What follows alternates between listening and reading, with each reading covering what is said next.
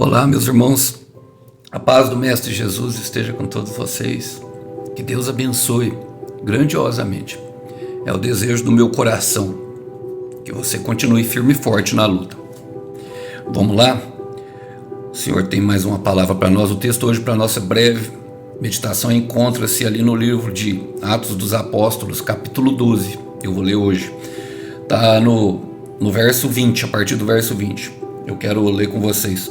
O rei Herodes estava muito irado com o povo de Tiro e Sidom. Assim, as duas cidades se uniram na tentativa de se reconciliar com o rei, pois dependiam de suas terras para obter alimento.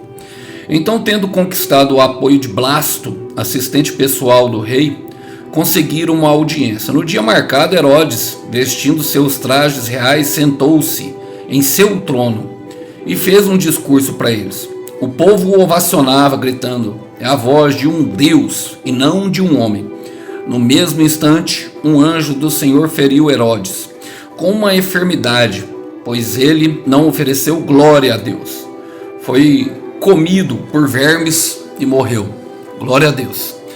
Irmãos, eu creio que muitos de vocês, na verdade assim, os que têm me ouvido, o Senhor quer sair do leite espiritual e quer entrar um pouco numa comida mais sólida, como Paulo e Pedro afirmam.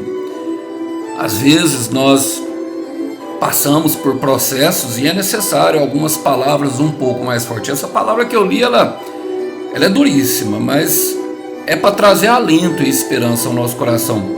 Irmãos, eu sou um pregador e eu falo da minha função no reino, no corpo de Cristo, como um ministrante da palavra, que eu sempre vou ali, através das palavras, perguntar ao Senhor para alcançar a graça do Senhor.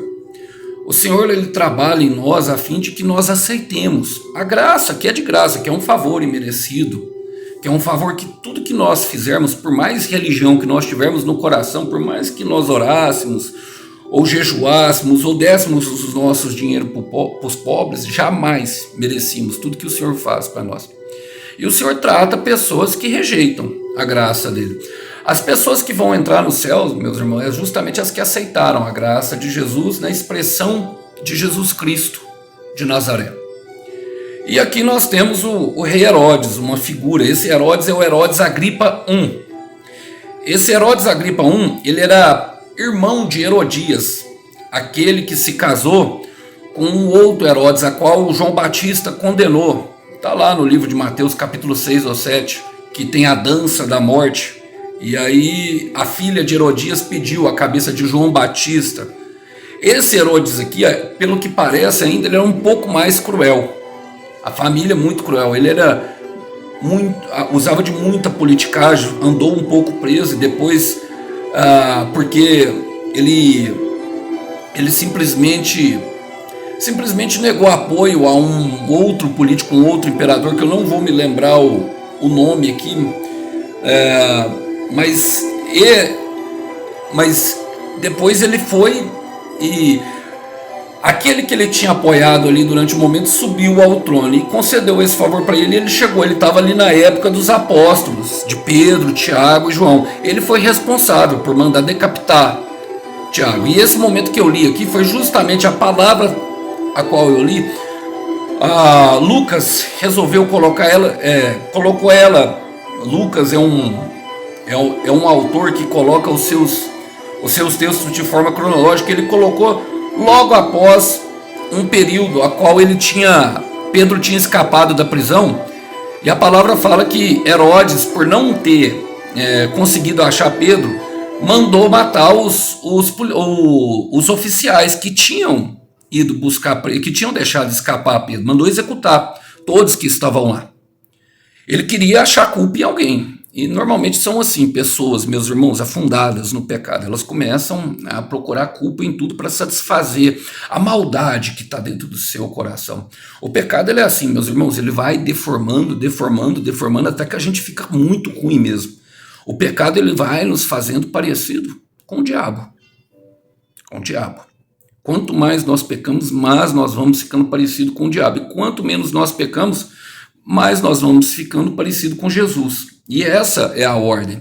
A verdade é que a nossa alma está na mão de um dos dois. E a expressão da graça de Jesus é justamente isso, porque ele comprou a nossa alma. Houve um pacto ali de sangue, tinha que ser um igual e não deveria ter pecado. Então toda vez que nós cremos em Jesus, por isso que ele fala, João 3,16, e Deus amou tanto o mundo que enviou o seu Filho unigênito, para que todo que nele crê não pereça, mas tenha vida eterna. Então o simples fato de nós colocarmos a fé na figura do Senhor Jesus Cristo, a nossa alma foi comprada por ele. Há um processo, lógico, de purificação e depuração, qual todos nós estamos passando. E ele trouxe essa palavra justamente por isso, porque quando eu vou ler no livro de Antiguidades, essa palavra que é de Flávio Joséfo, e Flávio Joséfo, depois da Bíblia, ele foi o maior historiador de Israel. Ele contesta, escreve de uma forma diferente, mas que dá total valia ao que o Lucas escreveu. Então vamos trazer algumas aplicações pertinentes de pessoas que nós devemos afastar e o que nós devemos fazer com o nosso propósito.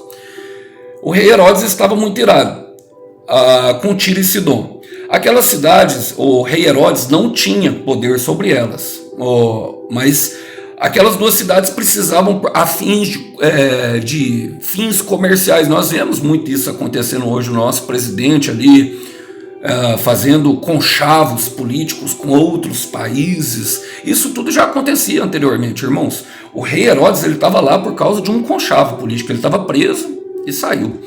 E logo depois se uniram na tentativa de conciliar, porque dependiam que as suas terras para obter. Então a palavra começa falando, então tendo conquistado o apoio do Blasto, assistente pessoal do rei. Eu quero falar um pouco aqui sobre bajuladores, como nós vamos encontrar. Eu sei que eu prego para pessoas que passam por restaurações de casamento e nós devemos ter muito cuidado com a bajulação. Qual que é a diferença, Alisson?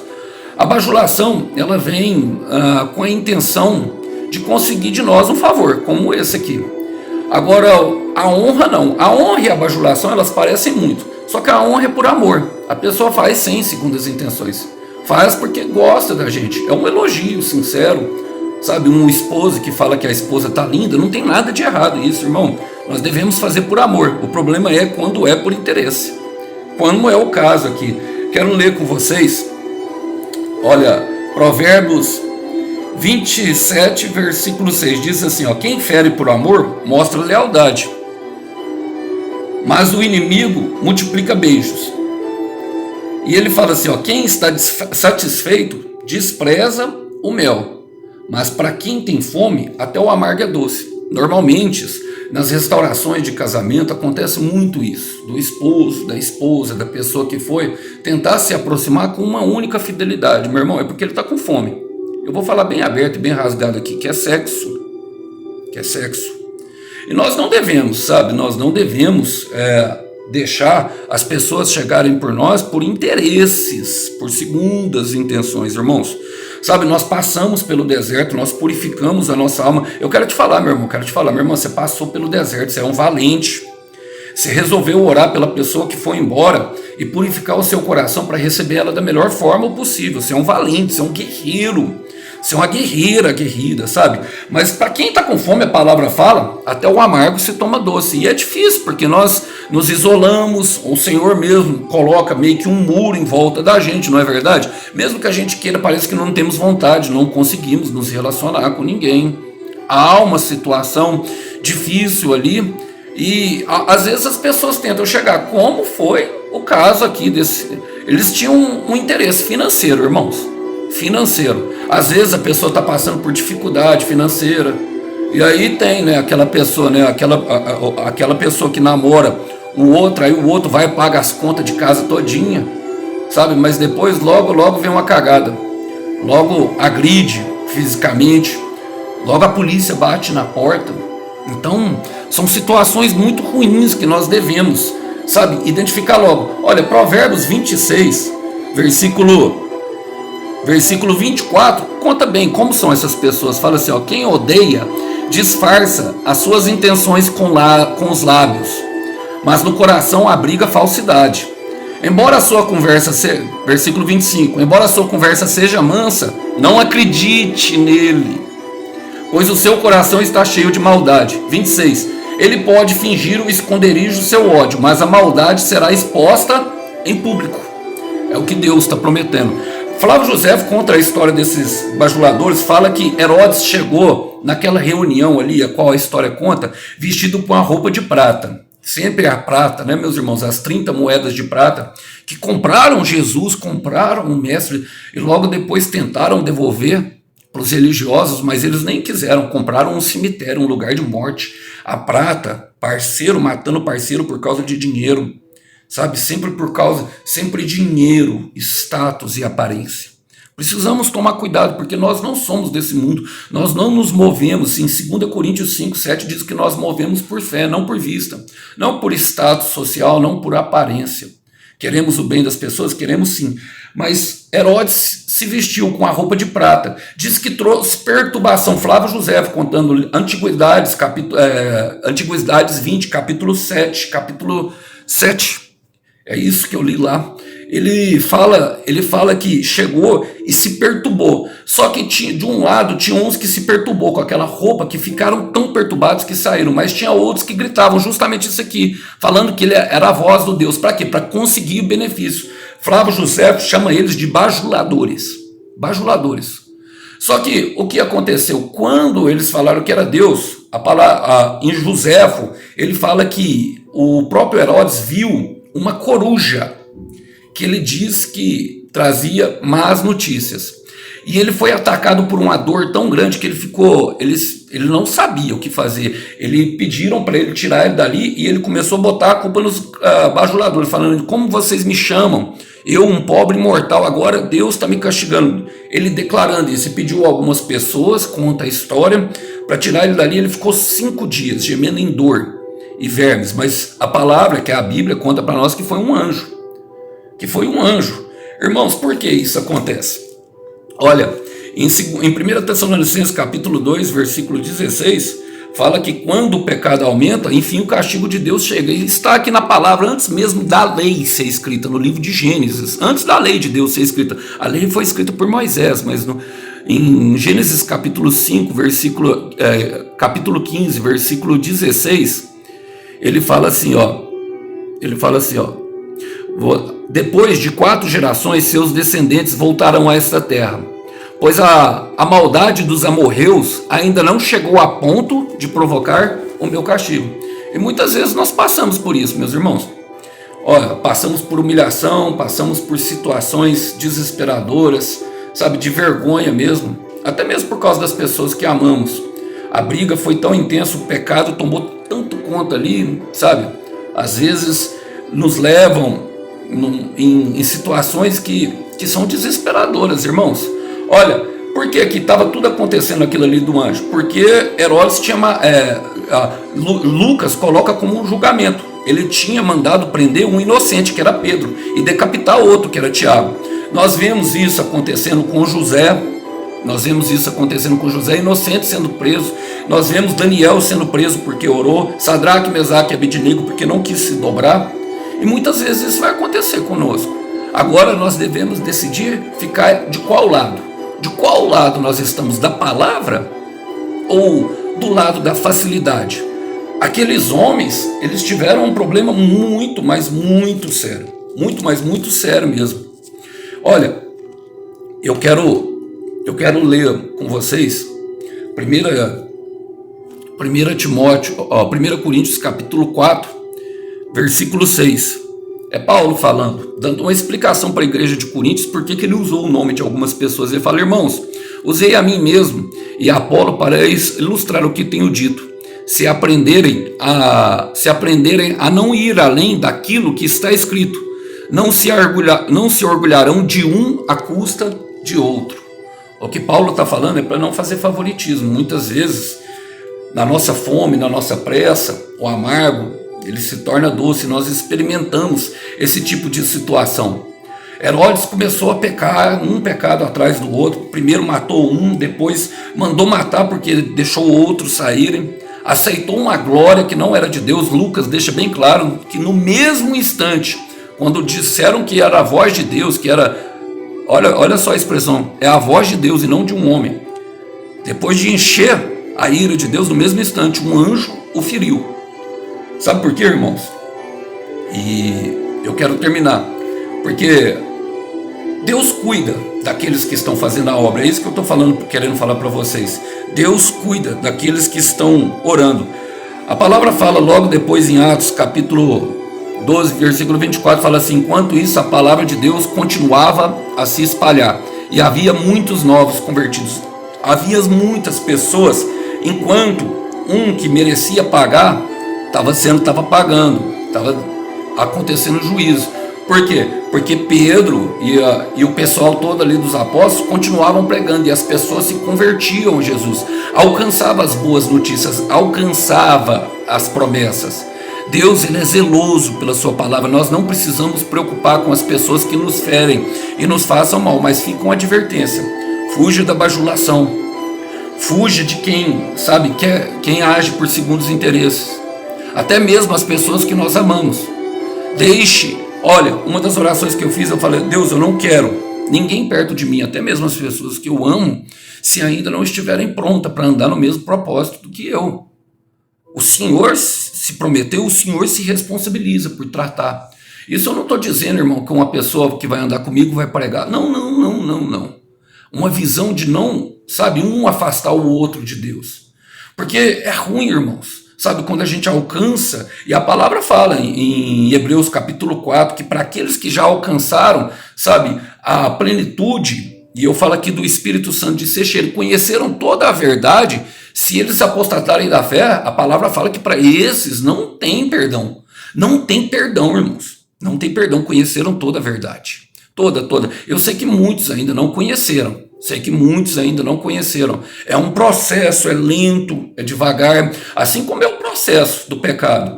As pessoas, Herodes continuava a plantar, continuava a pecar, por quê? Porque não via a consequência do seu pecado, irmão. E muitos são assim, muitos estão cegos, estão dormindo no sono do pecado. E por não verem a consequência, continuam pecando contra Deus. Mas há uma taça que está se enchendo. A taça da ira de Deus. Apocalipse 16, versículo 2. A palavra fala dessa taça. Só que Deus é lento para irar-se. E Naum, capítulo 1, versículo 3, fala que Deus não toma o culpado por inocente, nem o inocente por culpado, irmãos. Então o que nós devemos fazer, irmão? Somente fazer o que Deus mandou fazer. Sem olhar. Eu quero terminar com Isaías, capítulo 41. Eu vou ler aqui, a partir do verso 8, diz assim: você, porém, ó Israel, meu servo Jacó, a quem escolhi, você, descendentes de Abraão, meu amigo, eu os tirei dos confins da terra, de seus recantos mais distantes, eu os chamei. Chamou você, meu irmão, escolheu. Por isso, não tema, pois eu estou com você. Não tenha medo, pois eu sou o seu Deus. Eu o fortalecerei e o ajudarei. Eu o segurarei com a minha mão destra, direita, vitoriosa. Todos os que o odeiam certamente serão humilhados e envergonhados. Assim diz o Senhor. Irmãos, e como saber? É simples. Você deseja uma transformação de vida? Você tem escutado a palavra aqui sem segundas intenções? Tem tentado se aproximar, mesmo que seja no princípio da caminhada, irmão, você está debaixo dessa proteção, que é o Senhor. Não se preocupe. As pessoas que estão fazendo mal para você, que estão tentando ver, que estão tentando usar até da sua inocência, com relação à palavra, o Senhor tem visto tudo. O Senhor sabe quem é que faz quem pecar. O Senhor sabe quem é que faz quem pecar. Eu quero repetir, o Senhor sabe quem é que faz quem pecar. É por isso que Paulo fala em Romanos 14, 12, a vingança é minha, a vingança pertence a mim, diz o Senhor.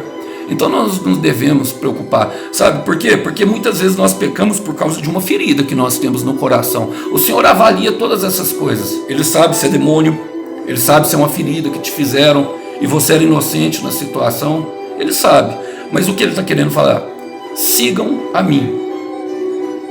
Venham a mim todos que estáis cansados e oprimidos, porque eu vos aliviarei. Talvez o alívio não seja no momento que você quer, talvez não seja com a simples oração. Perdão demora muito. Teve pessoas que, eu vou falar, fizeram muito mal. Irmão, pessoas engravatadinhas, me denunciavam, falavam mal de mim, pessoas engravatadinhas que se diziam santos, sabe? A gente tem que tomar muito cuidado. O bajulador, ele tem conversa mole. Então é uma mensagem de alerta do Senhor, sabe? É uma mensagem de despertamento, para que nós possamos entender que Ele quer nos levar além, mas para isso nós precisamos, sabe, também fazer a nossa parte, que é ficar atento, não deixar esse tipo de pessoa chegar perto de nós. Agora, agora se você vê que fez mal a alguém, meu irmão, sabe, peça perdão, o Senhor tem misericórdia. Quero voltar no começo. Os que não entrarão no céu, simplesmente aqueles que não aceitaram a misericórdia do Senhor, a graça, sabe? Por meio de perdão, Ele sabe da sua dificuldade. Olha, como eu disse, teve coisas que me causou muita dor durante muito tempo. Eu tive que orar durante muito tempo, a ponto de eu chegar e falar para o Senhor, falar assim: eu não quero orar mais por essa pessoa. E o Senhor ora, porque eu vou te curando e vou tratando das suas coisas. E é isso. Enquanto uns pregam o amor, outros pregam o ódio. Mas nós temos que lembrar que o pecado, ele te prometeu amor, mas te pagou com a dor. E o Deus, tudo aquilo que Ele promete, Ele cumpre. Fica os irmãos com a paz do Mestre. Eu sei que foi pesado, mas é necessário a gente comer uma comidinha mais grossa, engrossar o caldo. Que Deus abençoe. A paz do Mestre. Tchau, tchau.